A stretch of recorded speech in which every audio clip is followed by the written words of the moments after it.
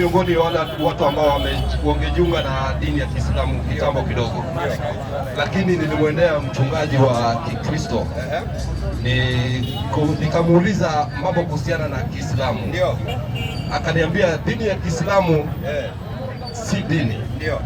Manake wakati ambapo umejiunga na hiyo dini, ukisema ufifie ama uondoke kwenye hiyo dini, huenda unaweza kuwa wazimu ama maisha yako isambaratike, uanze kutembea kwa street kwa sababu ulitoka kwa dini. Sijui upande wako kama mtu ambaye unaofahamu kidogo na mambo ya Kiislamu utanishauri vipi? Nitakushauri hivi. Kwanza, mchungaji alikupotesha na alikudanganya. Ndio maana katika kitabu cha Isaya 50 ni Yeremia 50 hebu soma. Inasema watu wangu wamekuwa kondoo waliopotea, wachungaji wao wamewapoteza. Unaona Kwa hivyo Biblia inatutahadharisha na wachungaji, inasema watu wangu wamekuwa kondoo waliopotea, wachungaji wao wamewapoteza. Dini ya Kiislamu ni dini ya Mwenyezi Mungu, ulazimishwi.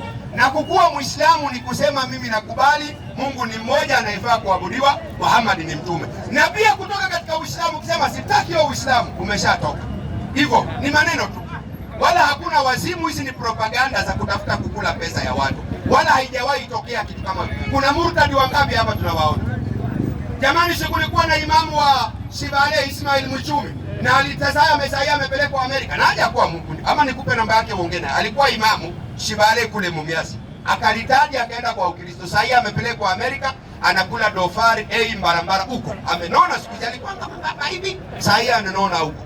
Na hakuna haja, kwa akona akili yake timamu. Hizi ni propaganda, kwa sababu Uislamu ina kauli moja, hakuna kulazimisha mtu katika dini. Qur'ani 2:256 inasema la ikraha fi dini, hakuna kulazimisha mtu katika dini. Unaona, hakuna kulazimisha mtu katika dini. Kwa hivyo huyo pasta wako, na mimi ningekushauri usirudi kwake, maana ndiye atakupoteza. Wewe kubali hapa tukupe shahada uende msikiti. Mnasemaje Waislamu?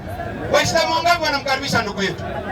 Kwa sababu sisi tunakwambia, ndio maana tunazungumza nje, hatujifichi ndani. Tumetoka msikitini, tumekuja kuzungumza nje. Unasemaje ndugu yangu? Ukuwe Muislamu, tuendelee kukufundisha. Kila siku unakuja unaingia msikitini, unaswali. Mwenyewe ujionee. Wazungu wanasema seeing is believing. Mimi nayekwambia hapa, nilikuwa mchungaji, nikaona hii kazi ya kukula sadaka ya watu kwa dhuluma, nikatoka huko. Niko hapa ninafanya kazi ya kutangaza la ilaha Muhammadu, na Uislamu ndio dini ya haki pekee yake. Ni kweli, naweza kuunga mkono 100%. Ndio sababu tangia mimi nipate ufahamu wa kuishi katika dunia hii, asilimia kubwa ambao wanatoka katika Kristo, naona wengi wanatoka Ukristo wanaingia Islamu, lakini sijaona Muislamu anatoka kuwa Muislamu anaingia Ukristo. Waislamu takbir. Kumaanisha ni ufahamu tu, labda Wakristo hawajapata ufahamu ndio kuhusiana na neno kamili. Allahu Akbar. Ndio maana tunataka kupatia muda kamili utuelimishe wengine ambao hatuelewi kuhusiana na dini ya Kiislamu. Wengi wanasema ina mambo mengi, ina majini, sijui ukitaka kusilimu unainamishwa uwekwe mayai 8, sijui ukitaka kusilimu. Mambo ya propaganda, kwa sababu wanasema mti wenye matunda ndio unarushiwa nini? Jiwe. Ili matunda yafanyeje? Yamwagike, watu wakule. Kwa hivyo Uislamu ndio dini, ndio mti wa matunda, na umepigwa. Lakini kabla uende step, unasemaje? Leo mimi na wewe twende magharibi tukasali. Kuanzia hapo wale wengine tutawafundisha, na kila siku tunawafundisha. Kwanza tuanze na wewe, wengine waone mfano, alafu kuanzia hapo tunaenda pole. Lakini hatukulazimishi, maamuzi ni yako. Tunakusihi, tunakurai kwa mapenzi makubwa. Shwari kabisa. Mwanzo kabisa ningependa kuambia Wakristo wa Katoliki wenzangu, tafadhali, mimi nimejua dini ambayo inaongoza ukweli, sababu wakati nimeingia ama sijui kuna mvuto iko hapa katikati ama na hamna mvuto wala Allahu la ilaha illa hu, hakuna mola anayepasa kuabudiwa hapa isipokuwa Mwenyezi Mungu. Sababu wakati ambapo nimeingia hapa katikati nikaona dini zingine, dini zetu haziko sahihi. Ni kweli kabisa. Na mimi sasa kimimi mwenyewe nasema ya kwamba ningependa niwe Muislamu. Waislamu takbir! Maana ukisikia tunasema tunamtukuza Mungu, tunasema Mungu ni mkuu. Mchungaji mwenzangu, nataka nikuambie tuache mambo ya sadaka, tukuje katika dini ya Kiislamu. Sababu nimeona ni dini sahihi, ni dini ambayo inaongoza watu kwa ukweli, hawana haramu. Uko tayari sahihi? Kwa sababu wazaqa albatil inna albatila. Ndugu yangu, chukua hii zawadi na hutoregreti, na mimi nakuchukulia thamana yako. Kesho tukikutana kwa Mungu tutakumbushana haya maneno. Thamana yako na damu yako mimi ninaichukulia thamana. Waislamu, la ilaha. Unatoka hapa ukiwa safi. Magharibi tunafika pale, unaona taratibu, wewe uangalie tu, alafu kuanzia kesho tunaendelea. Nasemaje? Kwa sababu ya mida naenda mimi nafanya kazi usiku, ndio hapo Arafat. Na hao matajiri wetu wana mambo mengi, naona tutakupeleka, usiwe na wasiwasi, sisi tutakupeleka. Usiwe na wasiwasi, sisi tutakupeleka. Hao matajiri si matajiri, ni maskini. Tajiri ni nani? Allah. Au wewe unashaka juu ya Mwenyezi Mungu? Mshahara wako ni ngapi? Mshahara mdogo, mshahara 10,000. Ndio inakubabaisha wakati Mungu anaweza kukupa milioni 1. Naelewa kabisa. Sasa wewe chukua shahada, utaenda nayo, maanake kuchukua shahada ni kutemka maneno. Enda kazi yako, kesho useme saa ngapi tukutane, tuelezane. Hapo hapo tutakupeleka. Abdullahi yuko hapa, mtaenda naye mpaka hapo, aseme huyu amechelewa pale kwa madhara na amekuja, na thamana yako tunaichukua sisi. Mnasemaje Waislamu? Ndio hivyo. Mnasemaje Waislamu? Ndio hivyo. Kabla sijachukua shahada, unanihakikishia kwamba nikijiunga na Uislamu hakuna tatizo yote ambayo nitapata? Labda sisemi tatizo ya kimaskini, ndio unaweza kuna tatizo ile, labda upoteze mawazo, upoteze nini. Na sisi mbona tuko hapa, tuko fresh. Tena ukikuwa Muislamu ndio utakuwa fresh, soba kabisa. Uislamu imekataza bangi, pombe, wine, zina, yani unakuwa fresh kabisa, unakuwa fresh. Unaona ndugu yangu, ni mtu wa Busia amesilimu, mpe asome. Umemwona kama ni wazimu? Yuko sawa. Yuko sawa. Na mimi unaniona kama ni wazimu? Naona uko sawa kabisa. Sasa unasemaje? Nyosha kidole tuchukue shahada. Hivi lete kofia hii. Kwanza mimi nataka unihakikishie uko tayari ama hauko tayari.